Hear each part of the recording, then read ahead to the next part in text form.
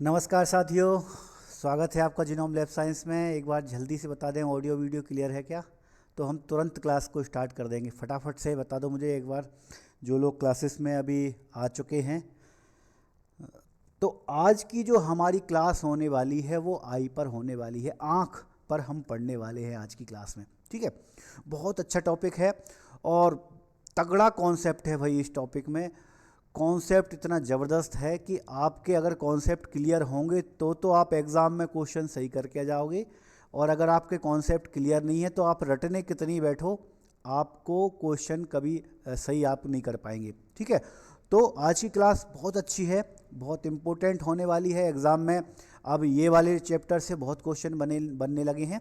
क्यों बनने लगे हैं इससे? क्योंकि इसका एक पीछे कारण भी है, क्योंकि अब धीरे धीरे एग्ज़ाम का जो पैटर्न चेंज हो रहा है। आप देखोगे कि ईएसबी ने भी अभी नेगेटिव मार्किंग शुरू कर दी है।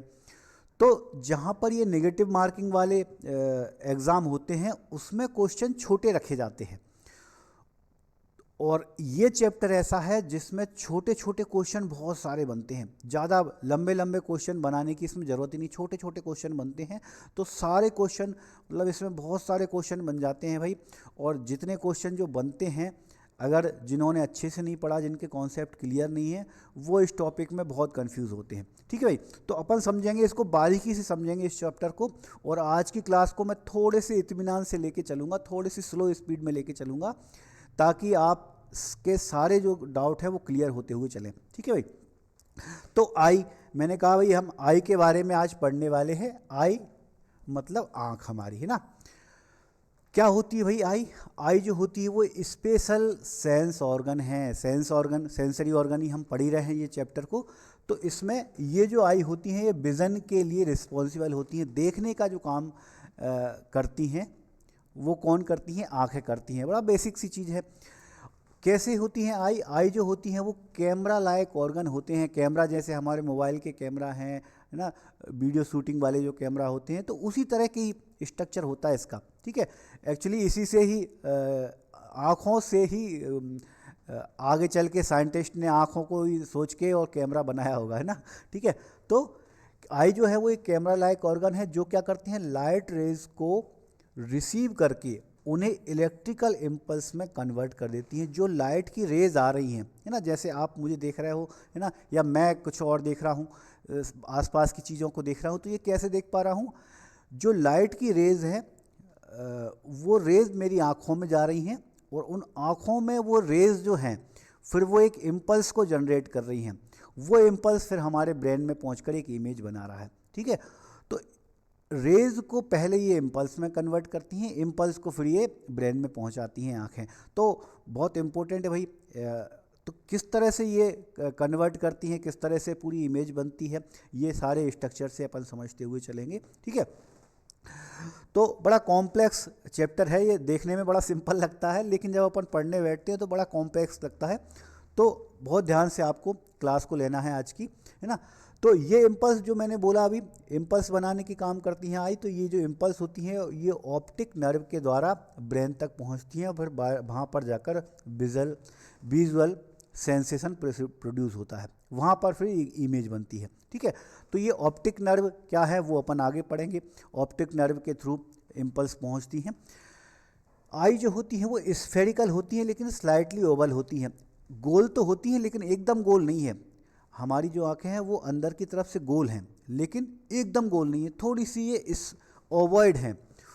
आप यहाँ पर इमेज को देखो, है ना, इस इमेज को आप देखोगे तो आप देखोगे कि गोल तो दिख रही है ये, लेकिन थोड़ी सी ये ओवल दिख रही है ना। तो आँख का जो स्ट्रक्चर होता है वो थोड़ा सा ओवल होता है, बाकी अपन इसको स्फेरिकल कह सकते हैं, है ना। और ये बॉनी ऑर्बिट में प्रेजेंट होती हैं। बॉनी ऑर्बिट, बॉनी ऑर्बिट क्या है भाई?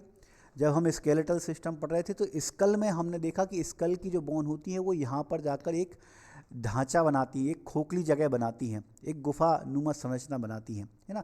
तो ये जो खोखली जगह बन रही है उसी को ही हम ऑर्बिट कहते हैं। ठीक है, तो बोन से बनी हुई जो खोखली जगह है वो ऑर्बिट कहलाएगी। तो आई जो आँखें जो प्रेजेंट होती हैं वो कहाँ पर? ऑर्बिट में प्रेजेंट होती हैं। ठीक है, और इनका जो डायमीटर होता है वो लगभग 2.5 सेंटीमीटर का होता है। 2.5 सेंटीमीटर की आइज़ होंगी, है ना। लगभग क्यों बोला भाई? भाई वो तो फिर परसेंट टू परसेंट थोड़ा बहुत वेरी कर सकता है। छोटे बच्चों में आई का डायमीटर कम होगा, बड़ों में एडल्ट में ज़्यादा होगा, ठीक है।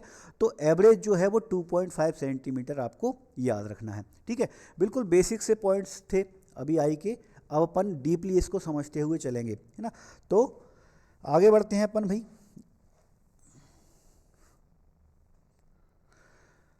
चलिए अब इसके अपन मेन पार्ट्स पे आएंगे कि इसके मेन पार्ट्स क्या क्या होते हैं आई के।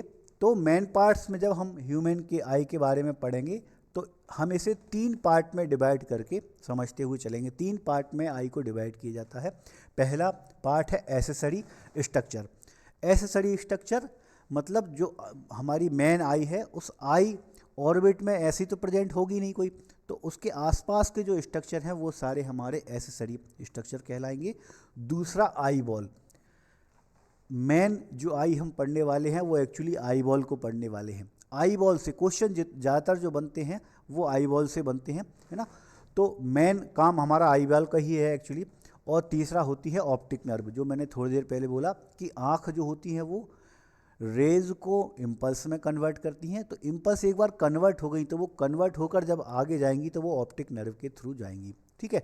तो हम 3 पार्ट में आई को समझने वाले हैं। क्लियर है भाई? आगे बढ़े अपन, तीनों ही पार्ट को अपन 1 बाई 1 अच्छे से समझते हुए चलेंगे भाई। तो सबसे पहले हम पढ़ेंगे अपने एसेसरी पार्ट को, एसेसरी स्ट्रक्चर को। एसेसरी स्ट्रक्चर में क्या होती है भाई? एसेसरी स्ट्रक्चर में हमारे आएंगी आईलिड, कंजक्टिवा, लैक्रिमल ग्लैंड और एक्स्ट्रा ऑक्यूलर मसल्स। आईलिड क्या होती हैं? जो आँखों के ऊपर की जो होती हैं, है ना, इनको अपन आईलिड बोलते हैं। जैसे यहाँ पर आपको इमेज दिख रही है ना, पलक, अपन हिंदी में इसको पलकें बोलते हैं, पलकें, है ना। तो पलकें हमारी आईलिड्स कहलाती हैं, ठीक है। कंजक्टिवा, लैक्रिमल ग्लैंड और मसल्स, ये सब अपन अभी चल के डीप में पढ़ने वाले हैं। तो ये जो है ये आई के एसेसरी स्ट्रक्चर है। इनके काम क्या है? इनके काम है हमारे आई को प्रोटेक्ट करना। जैसे हमने पलकों की बात की तो पलकें हमारी आँखों को प्रोटेक्ट करने का काम कर रही हैं। लुब्रिकेट करने का काम भी करती हैं। लुब्रिकेट में जैसे हम लैक्रिमल ग्लैंड के बारे में पढ़ेंगे, जो टीयर का प्रोडक्शन करती हैं, आंसू जिससे बनते हैं। तो एक तरह से हमारी आँखों को वो लुब्रिकेट कर रही है। और मूवमेंट जब अपन मसल्स की बात करेंगे तो मसल्स जो होंगी वो हमारी आँखों को मूवमेंट करने का काम करेंगी, है ना। तो सबके काम जितने जो एसेसरी ऑर्गन हैं उनके काम अलग अलग हैं, लेकिन सबको अगर एक साथ बोला जाए तो एसेसरी स्ट्रक्चर जितने हैं उनके काम प्रोटेक्ट करने का, लुब्रिकेट करने का और मूवमेंट करने का काम उनका होता है एसेसरी स्ट्रक्चर का, ठीक है भाई। तो 4 हमने जो एक्सेसरी स्ट्रक्चर देखे हैं, अब अपन 1 बाई 1 एक एक स्ट्रक्चर को समझते हुए चलेंगे। सबसे पहले अपन बात करेंगे आईलिड की। एक्सेसरी स्ट्रक्चर में बहुत ज़्यादा टिपिकल चीज़ें नहीं है, अपन को मालूम है भाई, बहुत ज़्यादा क्वेश्चन इससे बनते भी नहीं है। मेन इसका आई बॉल पार्ट है ना। आईलिड जिसे मैंने पलकें बोला, ये अपर एंड लोअर 2 आईलिड होती हैं। पलकों की जब हम बात करेंगे तो हमारी आंखों में एक पलक ऊपर की तरफ होगी, एक नीचे की तरफ होगी, है ना। एक आईलिड ऊपर की तरफ, एक नीचे की तरफ, तो 2 हो गई भाई, है ना, एक अपर एक लोअर जो आई को मैकेनिकल इंजरी से बचाती हैं। मैकेनिकल इंजरी कोई भी होती है, हमारी आँख पे ना पड़े। जैसे हम गाड़ी चला रहे हैं तो गाड़ी चलाते टाइम कोई मच्छर मक्खी आकर हमारी आँख पे ना टकरा जाए, कोई धूल का कण आके ना टकरा जाए डायरेक्टली, तो उससे इंजरी से बचाने का काम जो होता है वो आईलिड का होता है, ठीक है। तो कैसे बचाती है? ब्लिंकिंग के थ्रू। ब्लिंकिंग के थ्रू बार बार ये बंद हो के जब हम पलकें झपकाते हैं तो वो झपकाने से क्या होगा, कोई भी मैकेनिकल इंजरी हमारी आँखों में नहीं होगी, है ना। तो जब भी हमको कुछ ऐसा लगेगा कि आँख की तरफ आ रहा है तो तुरंत हम पलकों को, आँखों को बंद कर लेते हैं। तो आँखों को बंद क्यों कर लेते हैं? ताकि आँखों में कोई इंजरी ना हो, ठीक है। और इसके अलावा एक काम और है इसका, टीयर्स जो बनते हैं उसको स्प्रेड करने का। टीयर्स अपन आगे चल के पढ़ने वाले हैं ग्लैंड्स के बारे में। तो वो जो ग्लैंड्स होती हैं वो टीयर्स का प्रोडक्शन करती हैं। तो वो जो टीयर्स बनते हैं, वो जो आंसू बनते हैं, वो आंसू पूरे आँखों पर फैल जाएं, उसके लिए ये जो पलकें होती हैं ये बार बार बंद होती हैं, चालू होती हैं। तो उससे क्या होगा, जो टीयर्स होगा वो पूरी आँखों में फैल जाएगा। तो ब्लिंकिंग के द्वारा ये टीयर्स के फिल्म को स्प्रेड करने का भी काम करती हैं। तो आईलिड के हमारे दो काम हो गए, एक तो ये प्रोटेक्शन कर रही हैं मैकेनिकल इंजरी से, और इसके अलावा टीयर्स को ये स्प्रेड करने का भी काम कर रही हैं। ठीक है भाई, आगे बढ़े अपन। आईलिड के भी और पार्ट होते हैं। देखो, होने को तो ये चैप्टर भी कोई छोटा टॉपिक नहीं है। अगर अपन इसको क्लास में लेते हुए चलें तो इसमें भी 3 से 4 दिन क्लास में लग सकते हैं, है ना। लेकिन जितना हमारे लिए ज़रूरी है हम उतना ही कवर करते हुए चल रहे हैं। आईलिड्स के भी पार्ट होते हैं लेकिन एग्ज़ाम के लिए इम्पोर्टेंट नहीं है, तो जो पार्ट इम्पोर्टेंट नहीं है उसको मैं छोड़ते हुए चलूँगा। ठीक है, दूसरे नंबर पे आता है हमारा कंजक्टिवा। कंजक्टिवा क्या होता है भाई? ये जो होता है ये थिन ट्रांसपेरेंट म्यूकस मेम्ब्रेन होती है। पतली मेम्ब्रेन है और कैसी है? ट्रांसपेरेंट है, म्यूकस की बनी हुई है ना। 3 क्वालिटी हो गई इसमें, एकदम पतली है ये, है ना। अपन अपनी ही जो आईलिड है, कभी आप उठा के देखना इसको आईलिड को, तो अंदर की तरफ आपको एक मेम्ब्रेन, पतली सी मेम्ब्रेन दिखेगी, है ना।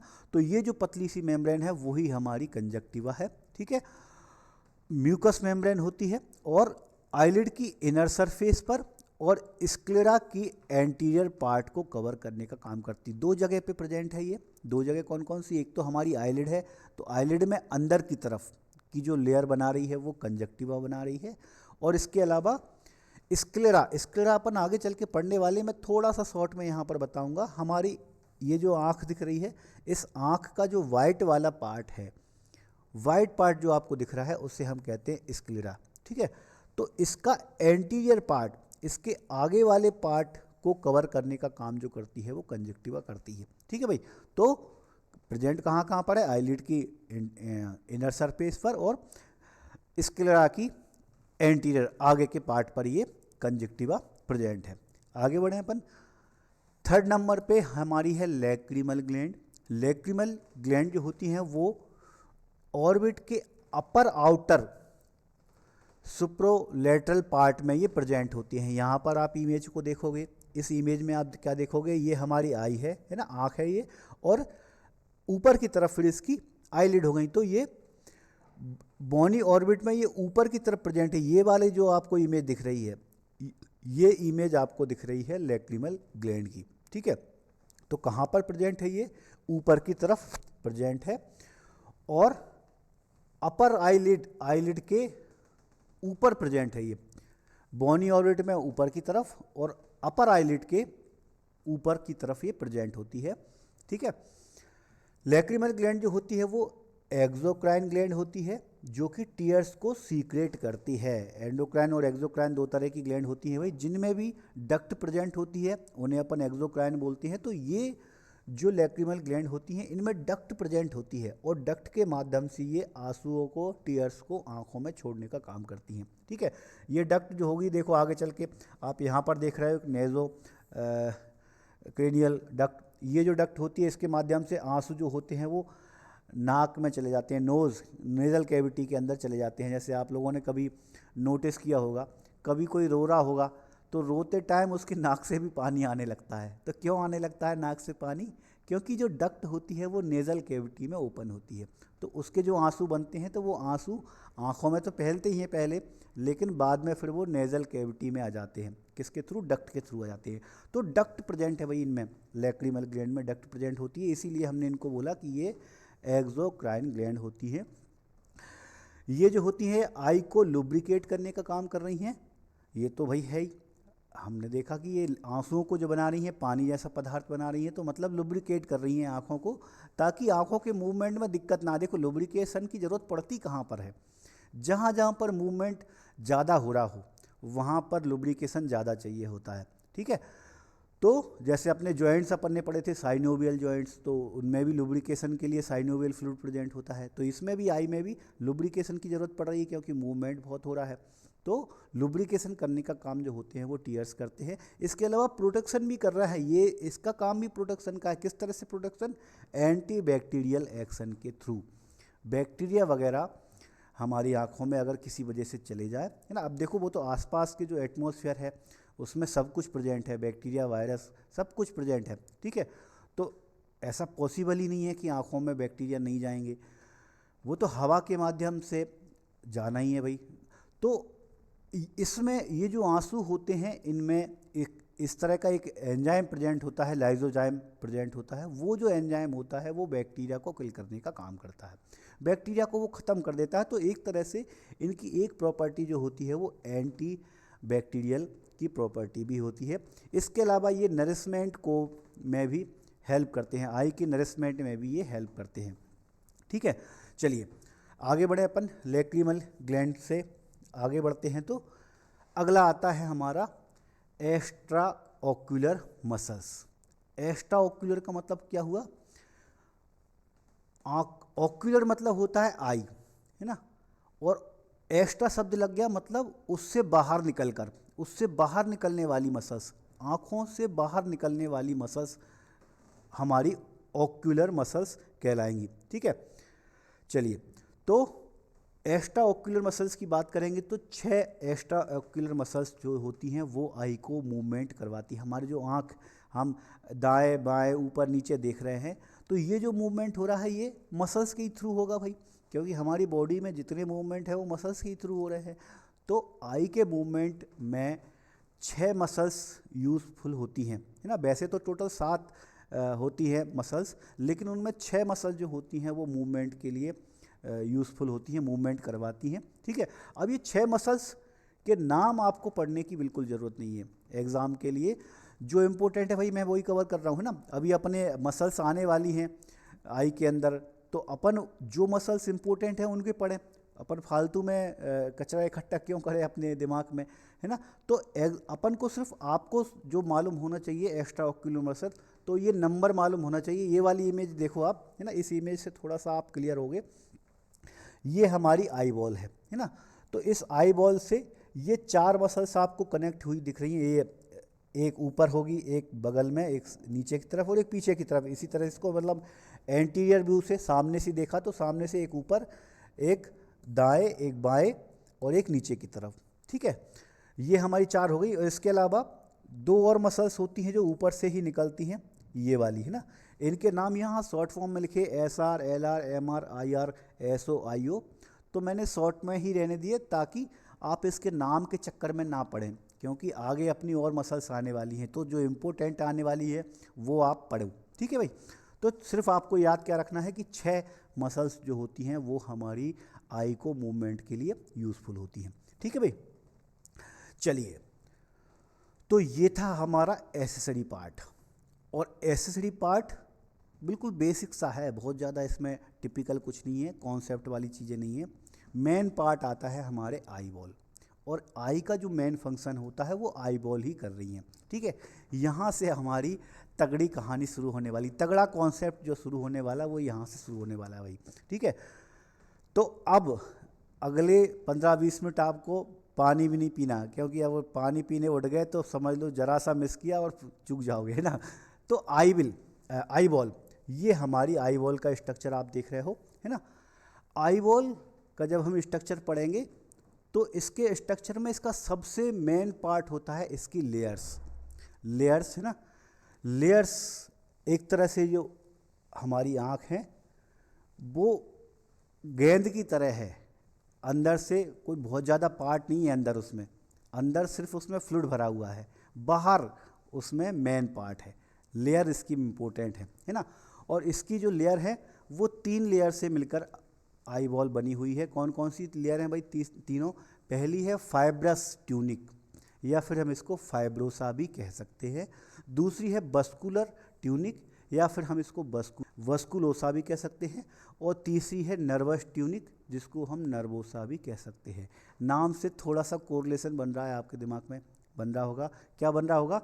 फाइब्रस मतलब फाइबर से बनी हुई मेम्ब्रेन, बस्कुलर मतलब ब्लड वेसल्स जहाँ पर प्रेजेंट होंगी वो मेम्ब्रेन, वो लेयर हमारी बस्कुलर हो गई। और नर्वस मतलब जहाँ पे नर्व प्रेजेंट होंगी। क्लियर है भाई? तो अपन डीपली इनको समझेंगे, लेकिन नाम से भी थोड़ा सा आपको कोरिलेशन बन रहा है। यहाँ पर इमेज से भी थोड़ा सा आप समझते हुए चलो। ये इमेज दिख रही है आपको आई बॉल की, है ना।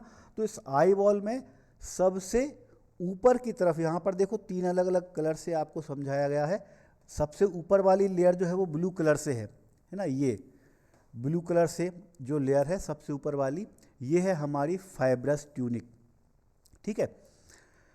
दूसरे नंबर पे है जो यहाँ पर आपको रेड कलर में दिख रही है ये वाली, तो दूसरे नंबर वाली है हमारी बस्कुलर ट्यूनिक, जिसको हमने बस्कुलेसा भी बोला। और तीसरे नंबर पर है हमारी नर्वस ट्यूनिक, जो आखिरी में नीचे की तरफ है, नर्वस ट्यूनिक, है ना, जिसे हम रेटिना भी कह सकते हैं। मेन इसमें रेटिना ही है, ठीक है।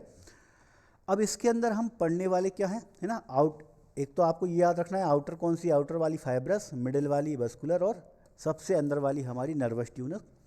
फाइब्रस ट्यूनिक के अंदर हम पढ़ने वाले हैं दो चीज़ को, एक स्क्लेरा को और दूसरा कॉर्निया को। स्क्लेरा और कॉर्निया। अब यहाँ पर थोड़ी एक चीज़ को समझना आप, मैंने यहाँ पर दो नाम लिखे है ना, यहाँ पर भी इमेज में भी आपको ये दो नाम दिख रहे होंगे, एक स्क्लेरा दूसरा कॉर्निया। अभी हम लेयर पढ़ रहे हैं, मेम्ब्रेन पढ़ रहे हैं, तो मेम्ब्रेन में ये दो मेम्ब्रेन नहीं है। ऐसा नहीं है कि एक मेम्ब्रेन का नाम कुछ और है, एक मेम्ब्रेन का कुछ और है। जैसे अपन मान लो हम दूसरे जो स्ट्रक्चर पढ़ते थे ऑर्गन के स्ट्रक्चर, तो उसमें ऊपर वाली का अलग नाम होता था, नीचे वाली का अलग नाम होता था।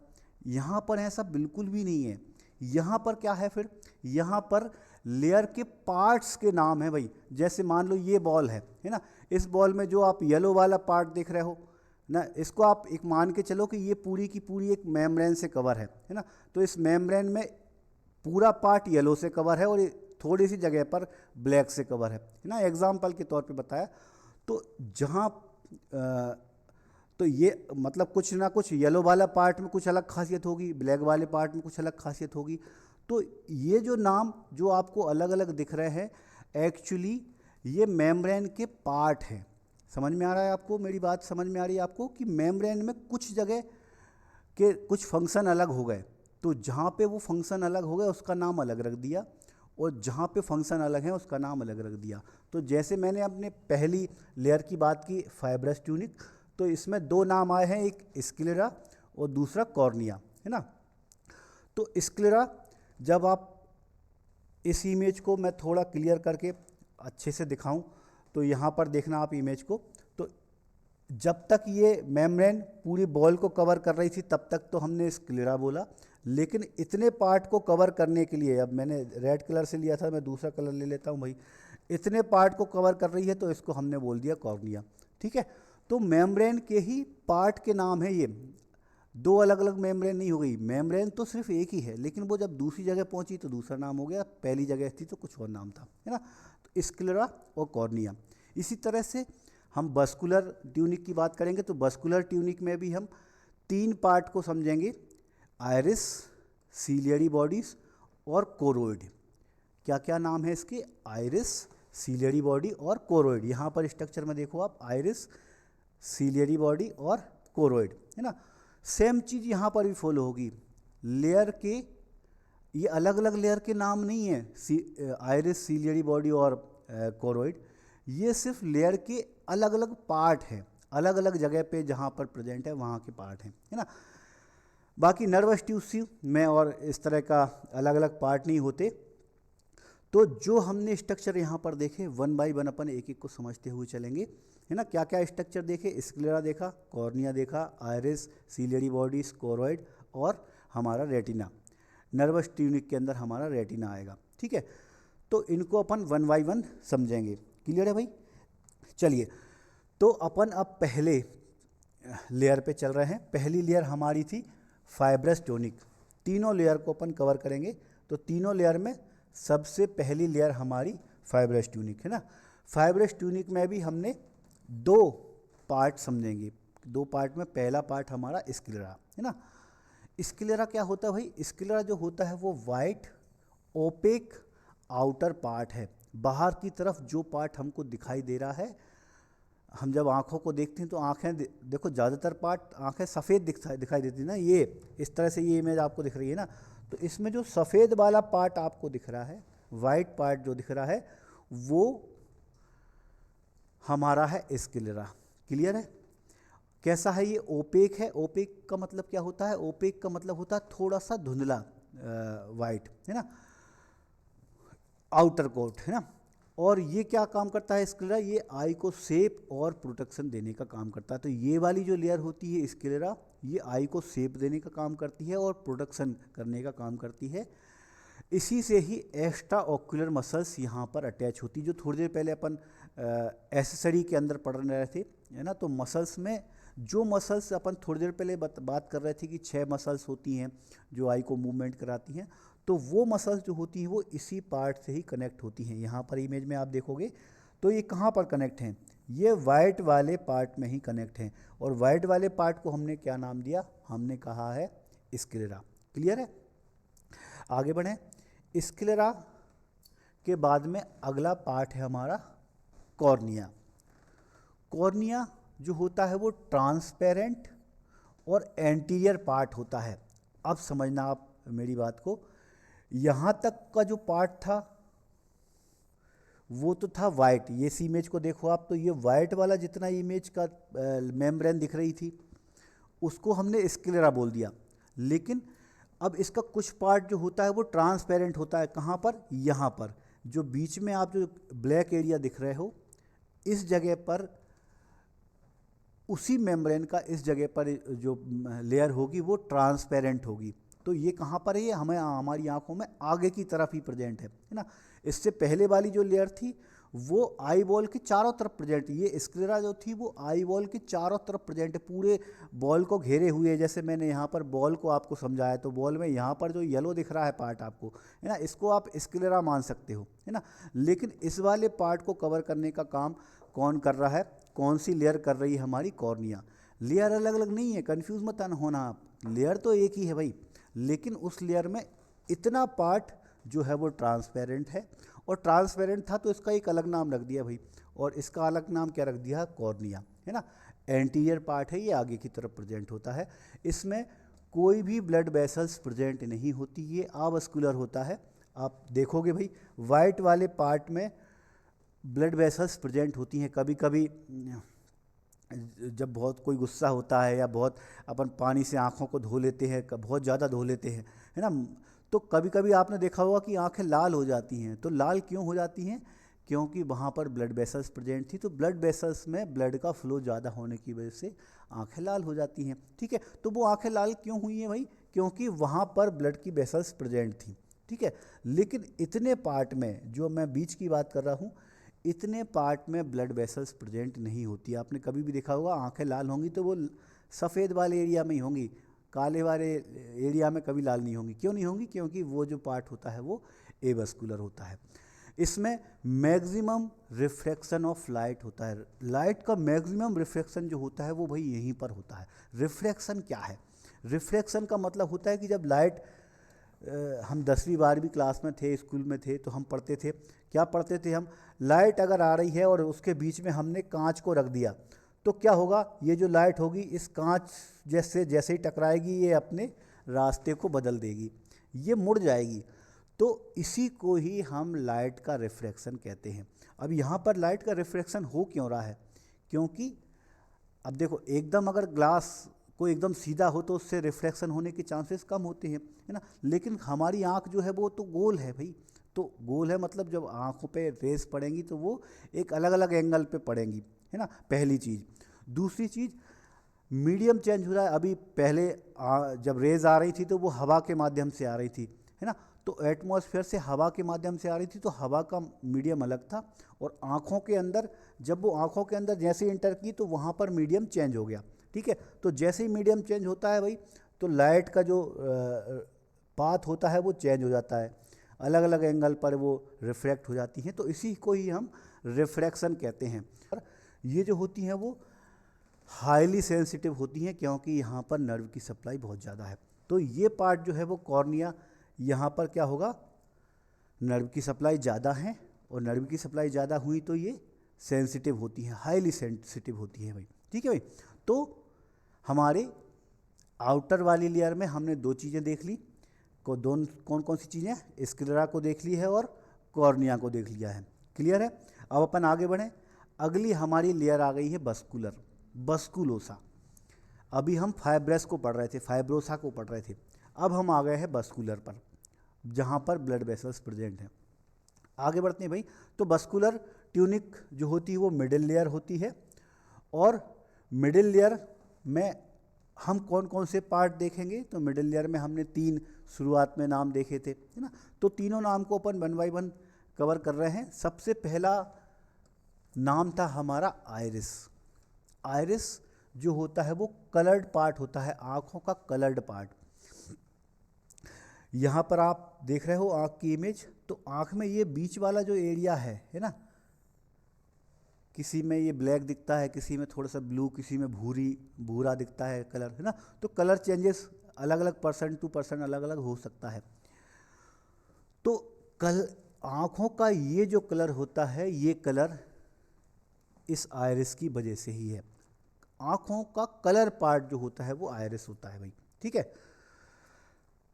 और आइरिस जो होता है वो प्यूपिल्स को साइज को कंट्रोल करके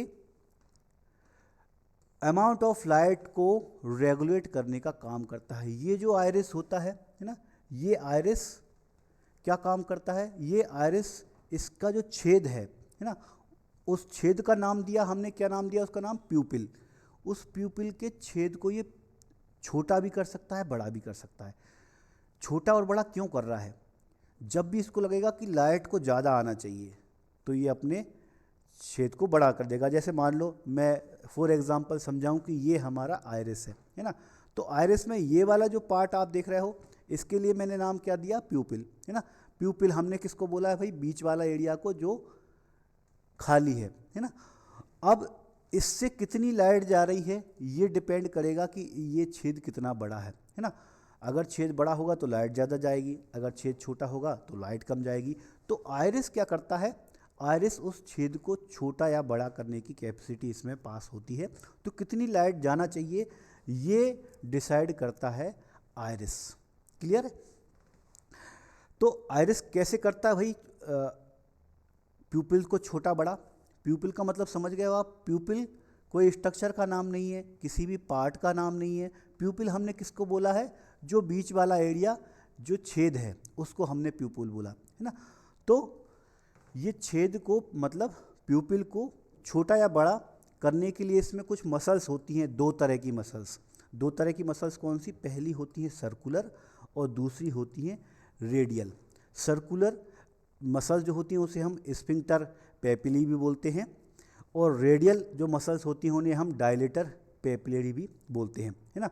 देखो नाम से थोड़ा सा कोरिलेट कर रहे होगे आप। देखो सर्कुलर से तो आपका स्ट्रक्चर समझ में आ गया कि ये सर्कुलर होंगी, राउंड होंगी, या रेडियल वाली सीधी होंगी, रेडियल रेडियस की तरह होंगी, जैसे सूरज में अपन किरणें फैलते हैं उस तरह से होंगी।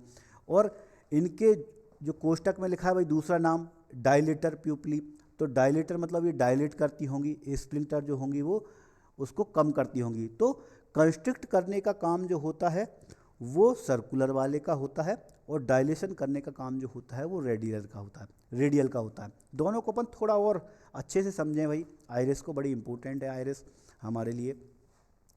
इस इमेज को देखो आप, इस इमेज में सबसे पहले आप बीच वाली इमेज को देखो। तो इस बीच वाली इमेज में क्या दिख रहा है भैया आपको, बीच वाली इमेज में आपको बीच में एक छेद दिख रहा है ना। और इस छेद का नाम हमने क्या दिया, इसका नाम दिया हमने प्यूपिल। इसका नाम हमने प्यूपिल नाम दे दिया, ठीक है। और इसके चारों तरफ जो मसल्स प्रेजेंट हैं इसको हमने क्या बोला, इसको हमने बोला है आइरिस। क्लियर है भाई, कन्फ्यूजन तो नहीं होगी, अब तो कोई कन्फ्यूजन नहीं होना चाहिए। तो बीच वाला पार्ट प्यूपिल और चारों तरफ जो मसल्स है उसको नाम दे दिया हमने आइरिस, है ना। अब इसको अगर आप इमेज को बहुत ज़्यादा ध्यान से देखोगे तो क्या देखोगे कि इतने पार्ट में, मैं कलर चेंज कर देता हूँ, चलो, इतने पार्ट जो है इसमें जो मसल्स प्रेजेंट है वो इस तरह से प्रेजेंट हैं, राउंड राउंड प्रेजेंट हैं, इसमें राउंड राउंड प्रेजेंट है। तो इसको हम क्या बोलेंगे, इस तरह की मसल्स को हम क्या बोलेंगे, सर्कुलर मसल। मैं एक रफ डायग्राम बनाऊं तो मेरे ख्याल से आपको ज़्यादा अच्छे से क्लियर होगा, है ना। ये बीच वाला पार्ट तो हमारा आइरिस था, लेकिन इसके तरफ चारों तरफ जो मसल्स प्रेजेंट है वो कुछ इस तरह से राउंड हैं, सर्कुलर हैं। तो ये सर्कुलर मसल्स जो हैं वो हमारी कौन सी हैं, स्फिंक्टर पेपिली, है ना। और दूसरी मैंने कहा रेडियल। तो इसी के बाहर की तरफ जब आप देखोगे तो बाहर वाली जो मसल्स है वो कुछ इस तरह से है, रेडियल है। इसको हम रेडियल क्यों बोला भाई? रेडियल मतलब जैसे अपन बचपन में सूरज बनाते थे, तो बचपन में सूरज अपन ऐसे ही बनाते थे ना, रेडियस फैलती थी उसमें। तो रेडियस का मतलब हुआ कि सर्कल के चारों तरफ फैलने वाली, है ना।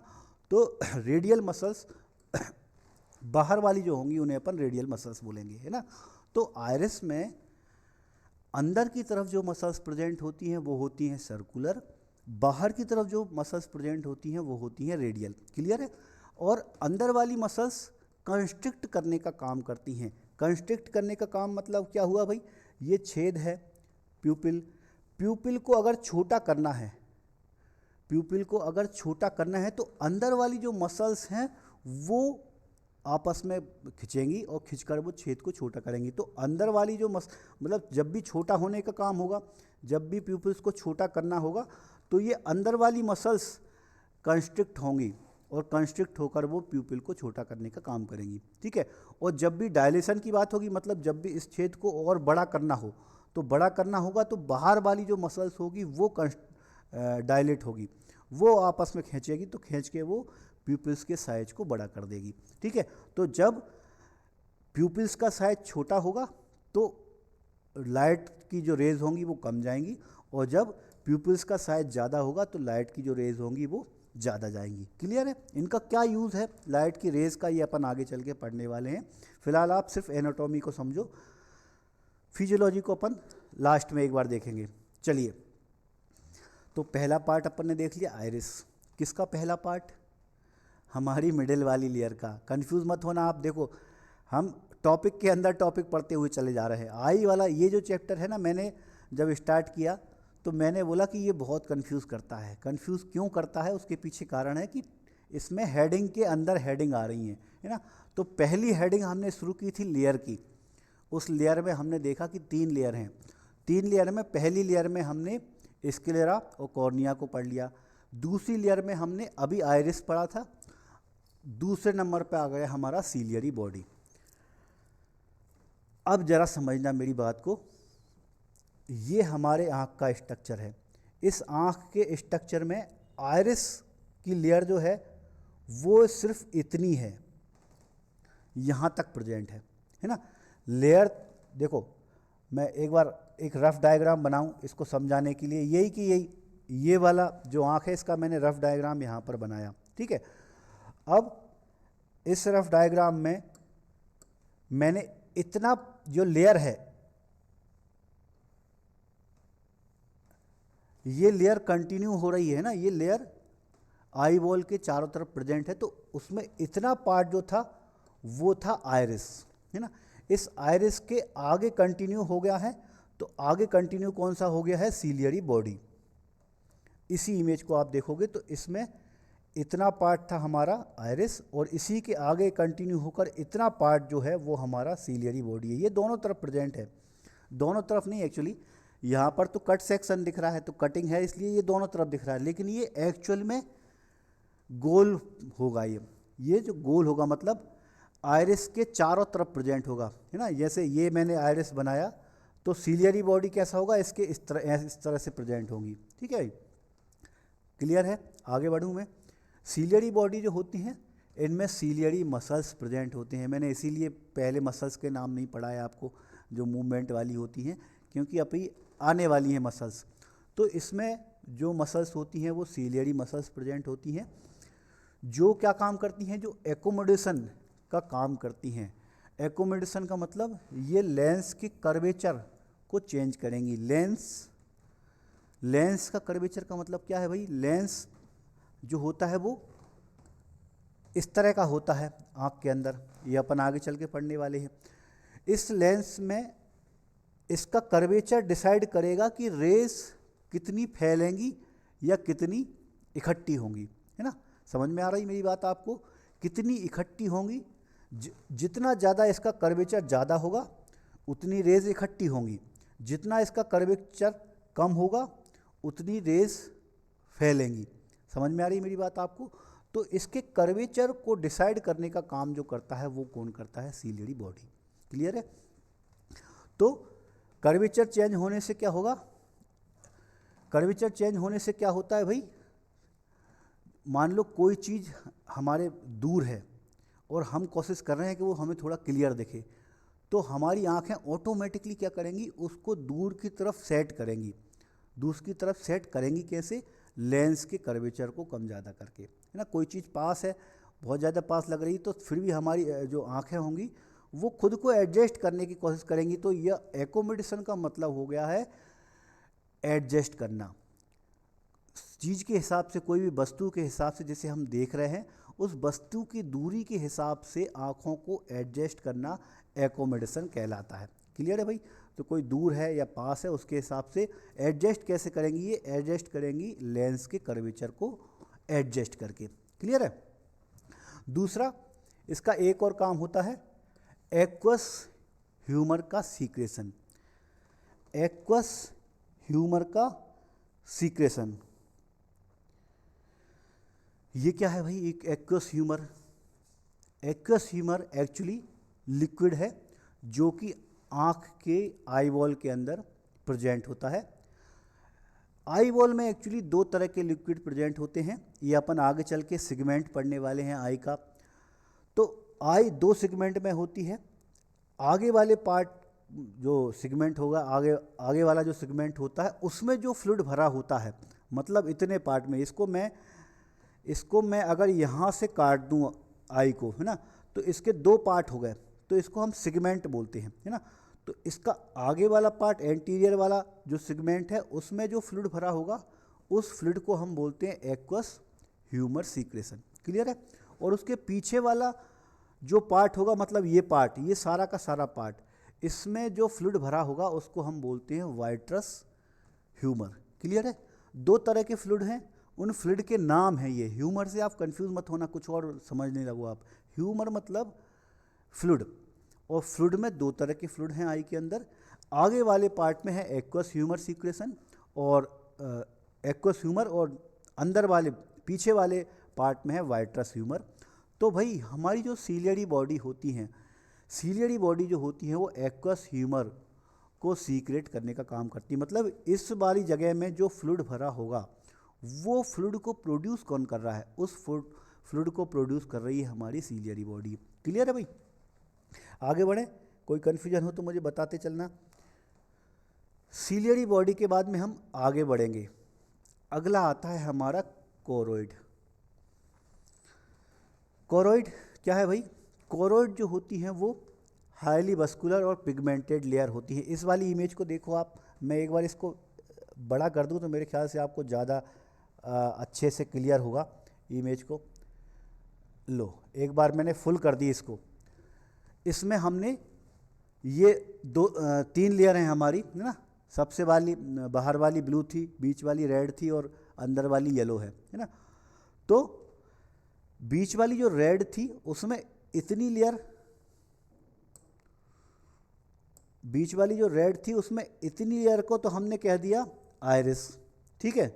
इसके बाद अगली इतने लेयर जब बनी, इतनी लेयर, इसको तो हमने कह दिया सीलियरी बॉडी, है ना। लेयर अलग अलग नहीं है, लेयर तो एक ही है, लेकिन इतने पार्ट को तो हमने कह दिया आइरिस, इतने पार्ट को हमने, जिसको मैंने ग्रीन कर दिया है, इतने पार्ट को हमने कह दिया है सीलियरी बॉडी। लेकिन इसी लेयर का जब आगे कंटिन्यू हो कि ये पूरे बाल को कवर कर रहा है, मुझे कोई दूसरा कलर लेना था तो आपको ज़्यादा समझ में आएगा। चलो, तो इस इतने जो पूरी आई वॉल को कवर कर रहा है ना, इसी लेयर का, तो इसको हम कहते हैं कोरोइड। क्लियर है, अब समझ में आ गया आपको। तो लेयर के तीन, मिडिल लेयर के हमारे तीन पार्ट हो गए भाई। तीन पार्ट में जो हमने मिडिल लेयर देखी थी तो उसके तीन पार्ट हो गए थे। तो तीन पार्ट में पहला हमने आइरिस देखा, दूसरा सीलियरी बॉडी देखा, और तीसरा जो सबसे बड़ी है, लेयर का सबसे बड़ा पार्ट है, वो है हमारा कोरोइड। कोरोइड जो होती हैं वो हाईली वस्कुलर होती हैं और पिगमेंटेड लेयर होती हैं। हाईली वस्कुलर ये वाली जो लेयर है वो, इनमें ब्लड वेसल्स बहुत ज़्यादा मात्रा में प्रेजेंट हैं, इसलिए ये हाईली वस्कुलर होती हैं। क्या काम है इनका, रेटिना को ये न्यूट्रिशंस देने का काम करती हैं और पिगमेंट लाइट को एब्जॉर्ब करके ये इंटरनल रिफ्लेक्शन को रोकने का काम करती हैं। बड़ी इंपॉर्टेंट लाइन है, आप इंटरनल रिफ्लेक्शन को ये रोक रही हैं। मतलब क्या है भाई, हम जो चीज़ इमेज देख रहे हैं तो इमेज जब हम देखेंगे तो कलरफुल इमेज देखेंगे, लाल कलर भी है, ग्रीन कलर भी है, सारे कलर हमको दिख रहे हैं। तो ये कलर की जो इमेज हमारी आँख के अंदर जा रही हैं, तो वो रेज़ के थ्रू जा रही हैं, यहाँ से जा रही हैं, वो रेज़ के थ्रू जा रही हैं। तो ये रेज़ कहीं इससे टकरा के दोबारा से लौटे ना, और लौट के वो आपस में टकरा के कोई दूसरी इमेज ना बना लें, क्योंकि वो टकराएंगी तो फिर वो इमेज में गड़बड़ी होगी, है ना। तो इसके लिए ज़रूरी क्या है कि एक बार रेज़ यहाँ पर जाए तो फिर वो लौट के ना जाए, वो एब्जॉर्ब हो जाए, है ना। तो वो एब्जॉर्ब करने का काम कौन करता है? एब्जॉर्ब करने का काम करती है हमारी कोरोइड। ये जो होती है कोरोइड, ये पिगमेंट वाली लाइट को एब्जॉर्ब करेगी, जिससे रिफ्लेक्शन नहीं होगा। जैसे अपन बात करते हैं, कभी खाली कमरे में आप चिल्ला के देखना तो क्या होगा? आवाज़ गूंजेगी, है ना। तो गूंजना क्यों हो रहा है? क्योंकि उस आवाज़ का रिफ्लेक्शन हो रहा है। तो इसी तरह से लाइट का भी रिफ्लेक्शन होता है भाई। तो लाइट का, जैसे आप कभी सूरज है और उसके सामने कांच रख दोगे तो वो रिफ्लेक्ट हो जाएगा, है ना। तो इसी तरह से रिफ्लेक्शन को रोकने का काम जो होती है वो कोरोइड करती है। क्लियर है? आगे बढ़ूँ मैं। 2 लेयर हो गई हमारी कंप्लीट, तीसरी लेयर पे आ गया मैं। एक बार देख लूँ आपके मैसेज कहीं पे किसी को हाँ, गौर से देखना, बहुत बढ़िया। ब्रजेश ने बोला गौर से देखने का मतलब यही हुआ, एकोमोडेशन कर लो भाई, ठीक है। चलो, अब हम अपनी तीसरी लेयर पे आ गए हैं, और तीसरी लेयर का नाम है नर्वस ट्यूनिक, या फिर हम इसे रेटिना भी कह सकते हैं, है ना। नर्वोसा भी अपन इसको कह सकते हैं। सबसे अंदर की ये लेयर होती है, जो अपन ने इमेज देखा, तो इमेज में सबसे अंदर वाली लेयर जो ये आपको यहाँ इमेज में येलो कलर की दिख रही है, वो हमारी नर्वस ट्यूनिक है ना। ये जो होती है बहुत लाइट की सेंसिटिव लेयर होती है भाई, नर्व की बनी हुई है। देखो, नाम से अपन ने शुरुआत में बोला था कि आप कोरिलेट करना चीज़ों को। जो फाइब्रोसा वाली थी वो फाइबर से बनी हुई थी, तो वो मजबूती देने का काम कर रही थी, स्ट्रेंथ देने का काम कर रही थी, उसका शेप को मेंटेन करने का काम कर रही थी फाइब्रोसा। दूसरी हमने बस्कुलेसा पढ़ी, तो वो देखा उसमें ब्लड वेसल्स प्रेजेंट है, तो वो न्यूट्रिशंस देने का काम कर रही है, ब्लड का उसमें फ्लो हो रहा है। तीसरी है हमारी नर्वस वाली। तो नर्वस वाली जो है वो लाइट की सेंसिटिव वाली लेयर होती है, और इसमें फोटो रिसेप्टर सेल प्रेजेंट होते हैं। फोटो रिसेप्टर सेल का मतलब क्या है भाई? ऐसे सेल्स जो लाइट की रेज को इम्पल्स में कन्वर्ट कर दें, उसे हम कहते हैं फोटो रिसेप्टर सेल, ठीक है। तो ये फोटो रिसेप्टर सेल जो होते हैं, ये 2 तरह के होते हैं। पहले होते हैं रॉड और दूसरे होते हैं कॉन। पहले होते हैं रॉड टाइप, दूसरे होते हैं कॉन टाइप। इनके नाम इनके इमेज के हिसाब, उनके शेप के हिसाब से। ये वाली इमेज को ध्यान से देखोगे आप, इसका ही रेटिना को कट करके इसका जूम कर दिया है, और जूम करके जब इसमें देखा तो क्या देखा भाई? इसमें सेल्स जो हैं वो कुछ इस तरह से प्रेजेंट हैं, है ना। मैं एक रफ डायग्राम यहाँ पे बना दूँ ताकि आपको समझ में आए। तो कुछ सेल्स तो इस तरह से है रॉड टाइप की, और कुछ सेल्स आपको कैसी दिख रही हैं? कॉन टाइप की, जिसमें कॉन बन रही है, इस तरह की दिख रहा है ना, पत्ते के आकार की। तो इसमें आप इमेज को ज़रा ध्यान से देखना, दिख रहा होगा कुछ ब्लू, ग्रीन, रेड कलर की कुछ बीच बीच में सेल्स दिख रही हैं। ये कौन बन रही हैं इनमें? तो ये हमारी हैं कॉन सेल, और जो लंबी लंबी हैं वो हैं हमारी रॉड सेल। क्लियर है? 2 तरह की सेल्स हैं, और दोनों जो हैं उन्हें हम फोटो रिसेप्टर सेल्स कहेंगे। दोनों के बारे में अपन पढ़ते हैं। इम्पोर्टेंट है भाई रेटिना की सेल्स इम्पोर्टेंट है, क्योंकि एक्चुअली इमेज इसी से ही बन रही है, ठीक है। तो जो रॉड वाली सेल्स हैं, जो लंबी लंबी सेल्स हैं, ये हमारी आई वॉल के अंदर बहुत ज़्यादा मात्रा में प्रेजेंट हैं। कितनी मात्रा में? लगभग 120 मिलियन जो होती हैं वो रॉड वाली सेल्स प्रेजेंट होती हैं आई वॉल के अंदर। और ये जो होती हैं ये डिम लाइट और नाइट विज़न, इसको कनेक्ट करने का काम करती हैं, इसको कलेक्ट करने का काम करती हैं। लाइट विज़न और नाइट विज़न इसके रिसेप्ट करने का काम करेंगी, ठीक है। और इसके अलावा ब्लैक एंड वाइट विज़न, मतलब जो भी हम देख रहे हैं तो सफ़ेद काला देख रहे हैं, या रात में हम देख रहे हैं, तो उसको उस टाइम पर लाइट को रिसीव करने का काम जो होती है वो रॉड से करती हैं, रॉड वाली सेल्स करती हैं। और ये जो सेल्स होती हैं ये पेरिफेरल रेटिना में ज़्यादा मात्रा में प्रेजेंट होती हैं। पेरिफेरल रेटिना का मतलब क्या हुआ कि चारों तरफ ये ज़्यादा मात्रा में प्रेजेंट है, बीच वाले एरिया में कम है, जबकि दूसरे एरिया में ये ज़्यादा है, ठीक है। दूसरे नंबर की जो सेल्स हैं कौन, ये कम होती हैं, थोड़ी सी हैं। कितनी कम? 6 मिलियंस जो होती हैं, ये भी कम, बहुत कम नहीं है भाई, 6 मिलियन प्रेजेंट हैं ये। और ये जो होती हैं वो ब्राइट लाइट और कलर विज़न के लिए जो सेल्स होती हैं वो कौन वाली होती हैं। आपने एक सुना होगा, कभी कभी कुछ लोगों में कलर ब्लाइंडनेस होता है, उनको कलर को पहचान नहीं पाते। तो जो कलर को पहचान नहीं पाते, कलर को डिफ्रेंशिएट नहीं कर पाते, उनमें क्या होता है, ये कौन वाली सेल्स की डेफिशिएंसी होती है, कम होती है। ठीक है, तो रेड, ग्रीन, ब्लू कलर, ये 3 तरह के कलर को रिसेप्ट करने वाली अलग अलग कौन सेल्स होती हैं, है ना। अलग अलग टाइप की सेल्स हैं ये कौन सेल। तो उसमें कुछ जो होती हैं वो रेड वाली होती हैं, रेड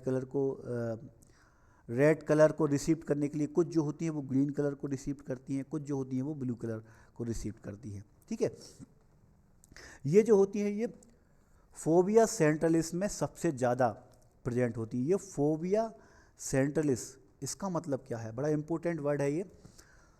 हमारी जो आई बॉल है, उस आई बॉल में ये वाली इमेज को देखो आप, इस इमेज में देखोगे आप, तो इसमें ये लेयर है, इस लेयर में एक जगह पे छोटा सा गड्ढा टाइप का होता है, और इस गड्ढे में ये एकदम सेंटर में प्रेजेंट होता है। मतलब हमारा जो लेंस है उसके एकदम सीधे की तरफ, सबसे लास्ट में एकदम सेंटर में एक गड्ढे नुमा संरचना होती है, उसको हम बोलते हैं फोबिया सेंट्रलिस। ठीक है, तो वहाँ पर जो होती हैं वो कौन वाली सेल्स ज़्यादा मात्रा में प्रेजेंट होती हैं। ठीक है, तो 2 टाइप की सेल्स हमें इंपॉर्टेंट हो गई, रॉड और कॉन्स। रॉड नाइट विज़न के लिए है, ब्लैक एंड वाइट विज़न के लिए है, जबकि कॉन जो है वो कलर विज़न के लिए है। क्लियर है, आगे बढ़े। तो ये था हमारा आई का लेयर, आई की लेयर अपन ने पढ़ी अभी। अब हम आगे चलेंगे सेगमेंट, आई के सेगमेंट पर। तो थोड़ी देर पहले मैं बात कर रहा था कि आई के सेगमेंट को हम 2 सेगमेंट में डिवाइड करते हैं, पहला एंटीरियर सेगमेंट और दूसरा पोस्टीरियर सेगमेंट। थोड़ा सा समझना यहाँ पर, आई को चेम्बर में भी कन्वर्ट किया जाता है, चेम्बर में भी डिवाइड किया जाता है। अगर अपन चेम्बर के हिसाब से इसको डिवाइड करें तो आई को 3 चेम्बर में डिवाइड किया जाएगा, है ना। इस इमेज को देखना आप, इसमें इतना पार्ट पहला चेम्बर कहलाएगा, इसे हम एंटीरियर चेम्बर कहते हैं, जिसमें लेंस प्रेजेंट है ना। देखो पहले पार्ट में क्या प्रेजेंट है, हमारा कॉर्निया प्रेजेंट है, तो इतने पार्ट को हमने एंटीरियर चेम्बर बोला। जहाँ पर लेंस प्रेजेंट है वो हमारा पोस्टीरियर चेम्बर कहलाता है, और सबसे लास्ट वाला जो होता है वो अलग चेम्बर कहलाएगा। ठीक है, तो चेम्बर के हिसाब से 3 चेम्बर होंगे, लेकिन चेम्बर हमारे लिए कम इम्पोर्टेंट है। एग्ज़ाम के लिए जो इम्पोर्टेंट है वो सेगमेंट आपके लिए ज़्यादा इम्पोर्टेंट है। तो सेगमेंट के हिसाब से अगर हम आई को डिवाइड करें तो इसे हम 2 सेगमेंट में डिवाइड करते हैं भाई। अगला यहाँ से अपन ने बीच से काट दिया, तो इसमें आगे वाला जो है वो हमारा एंटीरियर सेगमेंट और पीछे वाला जो है वो हमारा पोस्टीरियर सेगमेंट। ठीक है, एंटीरियर सेगमेंट में आएगा क्या क्या, यहाँ पर इमेज में देखो आप, अपन ने अभी तक क्या क्या पढ़ लिया है एंटीरियर में, आगे की तरफ क्या क्या पढ़ लिया हमने पढ़ा है कॉर्निया, ये वाली लेयर हमारी कॉर्निया। आयरिस हमने पढ़ा, आयरिस ये जो वाली मसल्स हैं ये हमारी आयरिस। इसके अलावा लेंस अपन भाई पढ़ने वाले हैं। लेंस जो है वो लेयर का पार्ट नहीं है। अभी तक अपन ने पढ़ा क्यों नहीं लेंस को, क्योंकि लेयर का पार्ट नहीं है लेंस, इसलिए अपन लेंस को सबसे लास्ट में पढ़ेंगे। ठीक है, लेकिन आपको यहाँ पर समझना है कि एंटीरियर सेगमेंट में ये 3 चीज़ें प्रेजेंट होती हैं। पोस्टीरियर सेगमेंट क्या होता है भाई, पोस्टीरियर सेगमेंट में आपको कोई और दूसरा स्ट्रक्चर नहीं दिख रहा। क्या स्ट्रक्चर दिख रहा है, क्या कोई आपको इसके अंदर नहीं दिख रहा होगा। इसके अंदर लेंस के बाद ये जो लेयर है जिसको हमने रेटिना बोला, रेटिना और लेंस दोनों के बीच का जो स्पेस पूरा होगा ये हमारा पोस्टीरियर सेगमेंट के अंदर आएगा। मतलब लेंस और रेटिना के बीच वाली जो जगह है वो हमारी पोस्टीरियर सेगमेंट है। और इसमें वाइट्रस ह्यूमर प्रेजेंट है, फ्लूइड है, ये जेली लाइक फ्लूइड है ना। ये वाला फ्लूइड जो है वो थोड़ा जेली लाइक होता है, ये वाला होता है वो थोड़ा सा वाटरी होता है। ठीक है, इसलिए दोनों वाले जो फ्लूइड हैं उनके अलग अलग नाम हैं। इतने पार्ट में सिर्फ वाइट्रस ह्यूमर प्रेजेंट है। क्लियर है भाई, आगे बढ़ें अपन। तो सेगमेंट के हिसाब से अपन ने 2 सेगमेंट देख लिए, दोनों में अगर कुछ छूट रहा है सेगमेंट में तो बाकी की चीज़ें तो अपन ने लेंस कॉर्निया वगैरह सब पढ़ ली। लेंस अपना छूट रहा है ना, तो लेंस को अपन को अलग से पढ़ना पड़ेगा भाई, क्योंकि ये लेयर का पार्ट नहीं था। सेगमेंट में ज़रूर अपन ने कवर किया है। तो लेंस क्या होते हैं भाई, ट्रांसपेरेंट होते हैं, बाइकॉनकेव होते हैं। लेंस हमेशा बाइकॉनकेव ही होंगे, जब ही तो उसमें लाइट लाइट जो होगी वो पाथ हो उसका चेंज होगा भाई, है ना। बाइकॉन्वेक्स होते हैं, सॉरी, है ना। बाइकॉन्वेक्स का मतलब, कॉन्वेक्स मतलब होता है उठा हुआ, और बाइकॉन्वेक्स मतलब दोनों तरफ से उठा हुआ। जैसे अपन आरबीसी पढ़ते हैं तो आरबीसी को अपन पढ़ते हैं बाइकॉनकेव होती हैं, तो वो दोनों तरफ से दबी हुई होती हैं। ये कैसे होते हैं, ये बाइकॉन्वेक्स होते हैं, मतलब ये दोनों तरफ से उठे हुए हैं, ठीक है। Suspended in suspensory ligament, suspensory ligament, यहाँ पर इमेज देखो आप, ये अंदर इसके लेंस के चारों तरफ जो लिगामेंट प्रेजेंट होते हैं उसे हम बोलते हैं सस्पेंसरी लिगामेंट, या फिर हम इसका एक नाम और बोलते हैं जोन्यूलस, है ना। याद रखना है आपको, जोन्यूलस, है ना। काम क्या होता है भाई लेंस का, तो लेंस का काम जो होता है वो फाइन एडजस्टमेंट ऑफ फोकस अच्छे से, वो एक्कोमोडेशन जो थोड़ी देर पहले अपन ने पढ़ा था, तो एक्कोमोडेशन का काम जो होता है वो लेंस का होता है। लेंस को जब भी लगेगा कि लाइट किस फोकस करना है, तो दूर के लिए वो लेंस जो होगा वो मोटा हो जाएगा, और पास के लिए वो थोड़ा पतला हो जाएगा। क्लियर है। चलिए, तो इतना जो चीज़ें थी वो आई के हमारे स्ट्रक्चर की पार्ट था। कुछ चीज़ें इसमें स्पेशल एरिया होते हैं आई में। 3 नाम हैं, ये बड़े इंपॉर्टेंट हैं एग्जाम के लिए। कौन कौन से 3 नाम? पहला है मैक्युला ल्यूटिया, दूसरा है फोविया सेंट्रलिस, और तीसरा है ऑप्टिक डिस्क, जिसे हम ब्लाइंड स्पॉट भी बोलते हैं, है ना। क्या है तीनों अपन समझेंगे। मैक्युला ल्यूटिया जो होता है वो येलो स्पॉट कहलाता है, और ये जो होता है वो शार्प विजन के लिए यूज़ होता है। मैक्युला ल्यूटिया, येलो स्पॉट का मतलब क्या होता है भाई, आई का ये वाला पार्ट जो होता है वो येलो कलर का होता है, तो ये वाला पार्ट जो है जो येलो कलर का है उसे हम कहते हैं मैक्युला ल्यूटिया। क्लियर है। और ये जो होता है ये शार्प विजन के लिए होता है। शार्प कोई चीज़ देखना हो बहुत ध्यान से, जैसे अपन माइक्रोस्कोप में देखते हैं, तो माइक्रोस्कोप में अपन को आरबीसी के अंदर अगर अपन को प्लाज्मोडियम देखना है तो हम बहुत ज़्यादा शार्प करके देखते हैं आँखों को, तो वो शार्प करने के लिए, विज़न के लिए जो हमें ज़रूरत पड़ती है वो मैक्युला ल्यूटिया की ज़रूरत पड़ती है। क्लियर है। दूसरा फोविया सेंट्रलिस, जो थोड़ी देर पहले अपन ने पढ़ा, ये जो होता है ये highest visual acuity, visual acuity मतलब हम अच्छे से देखें उसके लिए ये होता है ना।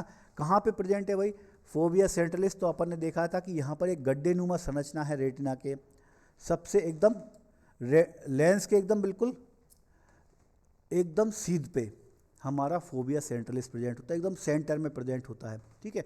और तीसरा होता है ऑप्टिक डिस्क, जिसे हम ब्लाइंड स्पॉट भी बोलते हैं। ये इंपॉर्टेंट है भाई एग्जाम के लिए, ब्लाइंड स्पॉट एग्जाम में आ चुका है 1-2 बार। ब्लाइंड स्पॉट क्या होता है भाई, जहाँ पर, यहाँ पर देखना आप, ये रेटिना, आप इस इमेज को ध्यान से देखोगे तो क्या देखोगे, ये रेटिना की लेयर है। रेटिना की लेयर जब पीछे की तरफ गई तो उसने कुछ जगह को छोड़ दिया, और जहाँ पर उसने छोड़ा है वहाँ से जो होती है वो ऑप्टिक नर्व शुरू हो जाती हैं, है ना। तो बाल में, पूरी आई वॉल में, पूरे वैसे तो रेटिना ने कवर कर रखा है, लेकिन पीछे की तरफ एक छोटे से पार्ट जहाँ से कि ऑप्टिक नर्व शुरू हो रही है, उस वाले पार्ट में रेटिना प्रेजेंट नहीं है। उसमें रेटिना प्रेजेंट नहीं है मतलब उसमें रॉड और कॉन वाली सेल्स जो हैं वो एब्सेंट हैं। तो जहाँ पर ये रॉड और कॉन एब्सेंट होंगी तो वहाँ पर कोई इमेज नहीं बन पाएगी। क्यों नहीं बनेगी? क्योंकि भाई कोई फोटो रिसेप्टर ही प्रेजेंट नहीं है, रेज को रिसीव करने वाली कोई सेल्स प्रेजेंट ही नहीं है। तो प्रेजेंट नहीं है तो वहाँ पर कोई इमेज नहीं बन पाती, और वहाँ पर इमेज नहीं बन पाती इसलिए इस वाले स्पॉट को हम ब्लाइंड स्पॉट कहते हैं। या फिर इसका एक नाम और भी है ऑप्टिक डिस्क, इंपॉर्टेंट है एग्ज़ाम के लिए, याद होना चाहिए। तो ये 3 नाम है भाई, और तीनों नाम एग्ज़ाम के लिए इंपॉर्टेंट है, याद होना चाहिए आपको। क्लियर? चलिए, तो आई के स्ट्रक्चर में हमने क्या क्या देख लिया, लेयर्स पढ़ ली, लेयर्स के स्ट्रक्चर देख लिए, सेगमेंट देख लिया हमने, ठीक है।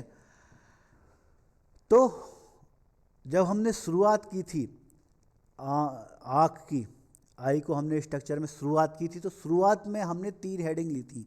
अब एक बार दोबारा से अपन पहले एकदम स्टार्टिंग में चले जाओ।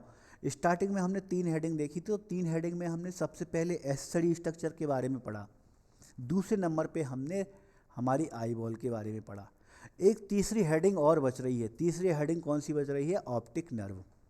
ऑप्टिक नर्व, वही इसके बारे में पढ़ते हैं, बहुत ज़्यादा पॉइंट्स नहीं है इसके। ऑप्टिक नर्व जो होती है वो हमारी सेकंड क्रेनियल नर्व होती है। जब अपन नर्वस सिस्टम पढ़ रहे थे तो आपको याद होगा, नर्वस सिस्टम में हमने क्रेनियल नर्व पढ़ी थी, तो उसमें सेकंड नंबर की जो क्रेनियल नर्व थी वो हमारी ऑप्टिक नर्व होती है। और ये जो होती है ये पेयर होती हैं, दो हैं, लेफ्ट और राइट, दो आई है भाई, दो आंखें हैं तो नर्व भी दो होंगी, है ना। और रेटिना से ये ब्रेन तक विजुअल इंफॉर्मेशन पहुंचाने का काम करती हैं। एक बार आप इमेज में देखो, है ना, जो नर्व होती है वो थोड़े से नीचे लोअर की साइड प्रेजेंट होती है, तो यहाँ से ये जो नर्व होती है पीछे की तरफ निकल के जा रही है। कौन सी नर्व है ये? Optic nerve. और क्रेनियल नर्व में सेकंड नंबर की क्रेनियल नर्व है हमारी ये। तो ये यहाँ से जो निकल के आ रही है, यहाँ से जब लाइट की रेज बनेगी तो उससे जो इमेज बनेगी, उस इमेज को ये इम्पल्स में कन्वर्ट करके और हमारे ब्रेन तक पहुंचाती है ना। तो ब्रेन, हमारा जो दिमाग है वो चीज़ों को कैसे देख पा रहा है? वो इन इम्पल्स के थ्रू देख पा रहा है, और ये इम्पल्स को ले जाने का काम कौन कर रही है? ऑप्टिक नर्व कर रही है। क्लियर है?